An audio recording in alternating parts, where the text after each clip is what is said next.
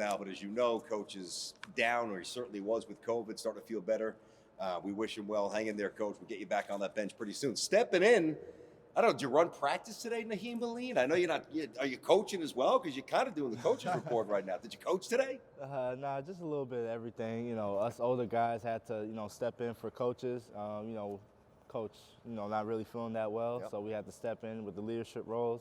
Talk, we got a really big matchup with Marquette, so, we're just looking forward to that matchup. So the college game has changed so much. The transfer portal, NILs, there's so much player movement.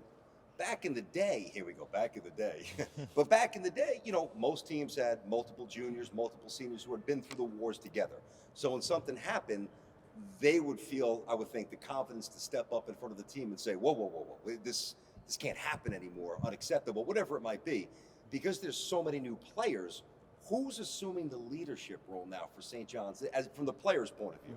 Who is that? I would definitely say DJ, Joel, but mostly just us older guys, guys that play with a lot of experience. Like myself, I played in a lot of games, almost 100. That's a lot. I mean, I didn't really know that until like the other day, but just guys like us, that's been through those wars, been through those adversity points in our seasons.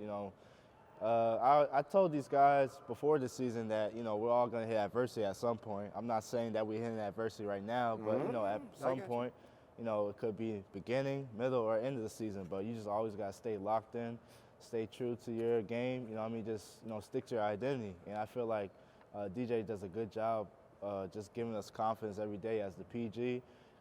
And, the way he runs the team is just, sight to see. Yeah, I'm a fan of Jenkins for sure. You mentioned the tape session before. Some tape sessions are great. You sit back, you watch, wow, look how well, like the Nova. I'm sure we're watching. I'm sure Coach picked out things he wanted to improve, but you sit down, you watch the Nova tape, you guys are feeling good about yourself. Hadn't won there since, what was it, 93, the St. John's team. So it was an amazing win, and it was awesome to be there for it. A game like Seton Hall, it's a different process. Listen, you can't always control if shots go in. Okay, you can take good shots, but you can't control if it always goes in. You can't control the refs, what they do. What you can control, what did you see on the tape that you have to fix as a team? Effort. That's the bottom line. It just comes down to that. That's the number one with everything. Everybody could be a little skilled, but I think a great example on our team is Zuby. He brings the effort every single day out there in practice, and it shows out in the games. And I felt like the Seton Hall game, he really was the only one that really showed effort, in my opinion. He was out there blocking shots, defending, talking, just things that he always does in practice. And we're just gonna build on his energy. And I feel like today in practice, we built on his energy. Yeah, he played well. And it's funny because when I first saw him play, saw him a little bit of Kansas.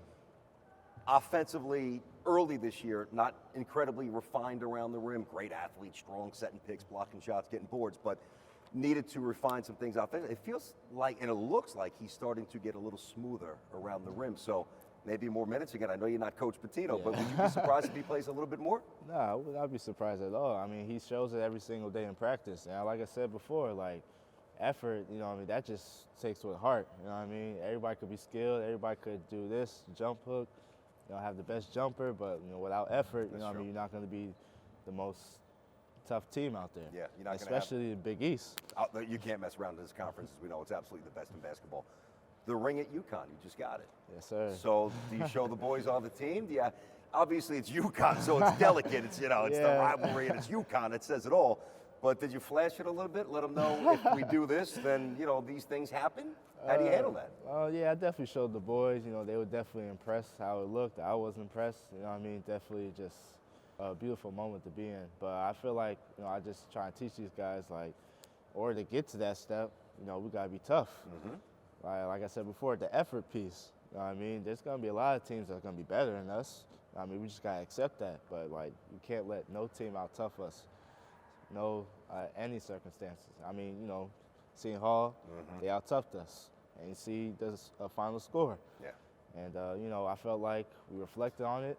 And we did a great job in practice. We got another one coming up tomorrow, and the next one, Marquette. We're going to see how we do. I feel like we're headed to the right direction. You're a Queens kid. You didn't stay here long, but you were born and you left. How old were you? I was 3. Okay, so you didn't really get a sense of the surroundings, but I'm sure you have a lot of relatives, your pops, uncles, brothers, whatever it might be. I mean, this has to be pretty awesome, even though you weren't here long, coming back home. What's it like yeah, for you? I mean, I know as soon as I committed here, I called my uncle right away. You did? Know what I mean? He was hyped running around the barber shop. He's a barber, so he was running around. In Queens, he's got the barbershop? In Brooklyn. Oh, no, that's where I'm from. I don't have much to cut, but maybe trim up the beard a little bit. Of course. I definitely give the Addy for sure. I like it. But, yeah, I called him, running around the barber shop, just telling my family, I just see that energy there. Yeah. Even on the visit, going to Madison Square Garden, I'm just like, man, I could get to call this my home. Mm-hmm. Now I gotta go out there and just show what I can really do. And so it's just been really good. I got my aunties here. I got mainly my whole family here, just except for my mom and dad live in Georgia. Yeah. But it's been great. Been going to see my uncles, my aunties, basically every day. So it's been great, man. How is it different? Because it's got to be different. Coming out of the tunnel as a Husky to play at the Garden, whether it's against the Johnnies or in the Big East tournament, versus coming out as a Johnny at the Garden, places all red. What's the difference? What's it feel like? Definitely last year, playing at the Garden was definitely something I didn't expect. Hostile? Very. Yeah. But good.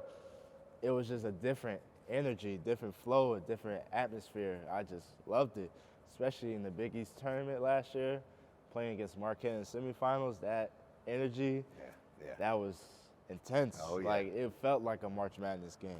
It's the Big East tournament. There's nothing like it. I've been watching for basically 40 years. It's incredible. I watch you, and I say to myself, whether it's calling the game or on TV, man, he could have shot that. He was open, or he could have gone to the rim. Are you still trying to find out how much? I know you play great D, but how much influence you can have on the offense as a scorer?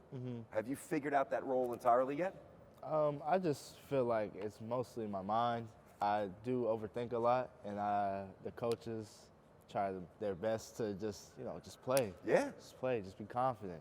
And that's something I definitely need to work on. And, I just got to go out there and just play like I've been playing 100 games. And, as of late, I felt like I haven't really played that well on the offensive end, I should say. But I know I'm going to find it. Yep. Just, stay in the gym.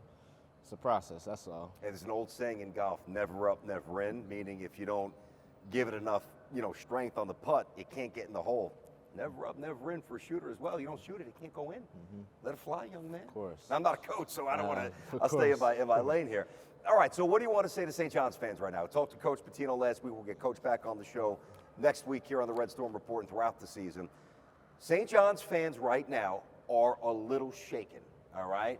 And it's always a wave of, oh, wow, what a good, Utah, North Texas, the Michigan game in a bad way. The Villanova win, the Providence first half, the win, and then the downturn with Seton Hall. So it's a long ride. What do you tell St. John's fans right now that are watching saying, where are we going? Where's this season going? What do you tell them? Just keep believing, man. Just keep believing. There's going to be bumps in the roads every single time out. Like I said before, adversity is going to hit at some point. It could be middle, end, or the beginning of the season. Just got to keep believing, keep fighting, and, we're going to get back to being us. Just keep believing, that's all. There you go. You heard it from Nahiem Alleyne. All right, man. Nice to have you on the show. I think you're an outstanding ambassador for the school. I think you're a terrific young man, and it's good having you on the show. I definitely appreciate you. Thank you very much. I mean that. Quick timeout. Red Storm Report rolls on next right here on MSG.